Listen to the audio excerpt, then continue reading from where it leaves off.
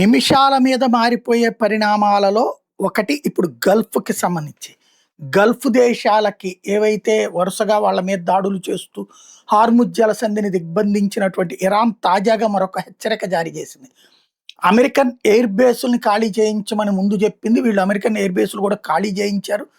But అయినా సరే ఆ బేసుల మీద దాడి చేసినటువంటి ఇరాన్ తన దూకుడు ఆపలేదు. గల్ఫ్ దేశాల్లో ఎక్కడైనా అమెరికన్ సైన్యం ఇప్పుడు ఎందుకంటే అమెరికా తన సైన్యాన్ని దించుతోంది.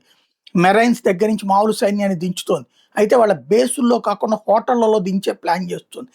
ఏ హోటల్లోనన్నా సరే అమెరికన్ సైన్యం దిగితే ఆ హోటళ్ళు పేల్చేస్తాం నిర్మోహమాటంగా చెప్తున్నాం అని తేల్చి చెప్పింది. తద్వారా గల్ఫ్ దేశాల్లో ఎక్కడా వాళ్ళకి షెల్టర్ ఇవ్వడానికి వీల్లేదు అమెరికన్ సైనికులకి అన్నటువంటిది వార్నింగ్ ఇస్తోంది ఇరాన్. నెంబర్ 1. నెంబర్ 2 వచ్చేటప్పటికి తాజాగా మరొక పోర్ట్ మీద దాడి చేసింది. ఈ దఫా కువైట్‌లో ఉన్నటువంటి హువైల్ పోర్ట్ మీద దాడి చేసింది. అక్కడ ఉన్నటువంటి ఇప్పుడు లోడింగ్‌కి సిద్ధంగా ఉన్నటువంటిది, లోడింగ్ అయినటువంటి ప్రదేశాల మీదన దాడులు చేసింది.